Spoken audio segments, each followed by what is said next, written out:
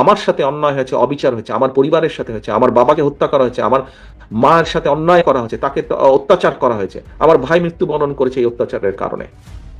আজকে এর জবাব যদি আমাদেরকে দিতে হয়, এই অন্যায় অত্যাচারের, আপনাদের সাথে যে অন্যায় হয়েছে, আমাদের বহু নেতাকর্মী, বাবা মারা গিয়েছে, মা মারা গিয়েছে, স্বজন মারা গিয়েছে, হাত করা অবস্থায় তাকে জানাজা পড়তে বাধ্য করেছে, আমাদের বহু সহকর্মী মারা গেছে জেলখানার ভিতরে হাত করা পড়া অবস্থায়, নিশ্চয়ই আপনাদের সেগুলো মনে আছে। এখন আমরা যদি এই সকল অন্যায়ের, অবিচার, অত্যাচারের জবাব দিতে চাই, যদি জবাব দিতে হয়, তাহলে তারা যা করেছে সেভাবে করলে জবাব দেওয়া হবে না, তাহলে তাদের আর আমাদের মধ্যে কোনো পার্থক্য থাকলো না। সে অধম বলে কি আমরাও অধম হব নাকি? আমাদেরকে যদি জবাব দিতে হয়, আমাদের 31 দফা যদি আমরা সফল করতে পারি, তাহলেই জবাব দেওয়া হবে।